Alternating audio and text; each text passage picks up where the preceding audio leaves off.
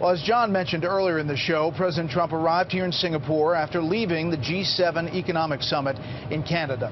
And to say that he shook things up there would be, well, an understatement. Not long after the president departed, his top trade advisor accused Canada of stabbing the U.S. in the back. Here's correspondent Ellison Barber. On July 1st, Canada says it will impose roughly $12.8 billion worth of retaliatory tariffs on the U.S. Taxes on goods in two lists, variations of products made from steel, iron, aluminum, items many Americans have at home, yogurt, chocolate, maple syrup, coffee, whiskeys, playing cards, toilet paper, ballpoint pens. I don't want to hurt American workers. They're our neighbors, they're our friends. My job is to stand up for Canadian workers. Canadian Prime Minister Justin Trudeau says he does not want to impose the tariffs, but claims he has no choice. But the administration's choice to impose illegal and unacceptable tariffs, illegitimate and unacceptable tariffs to Canadian steel workers and auto workers and on the Canadian economy must be met with an equivalent response.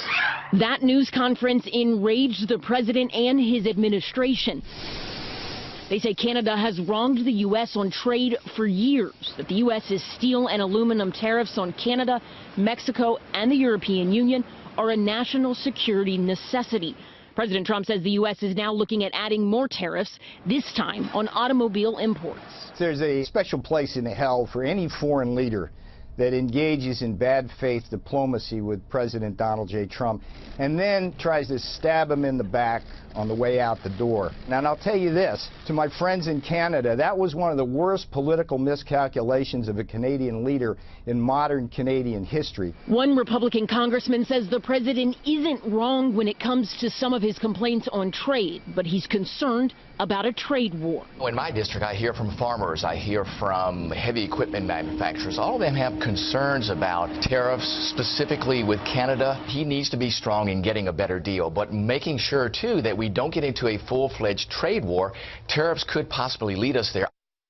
There are also questions about what this could mean for NAFTA talks. U.S. Secretary of Commerce Wilbur Ross previously said the talks were separate from tariffs, but on Saturday, Canada's finance minister reportedly said they cannot work on NAFTA negotiations under the, quote, threat of tariffs. Brett? Ellison, thank you.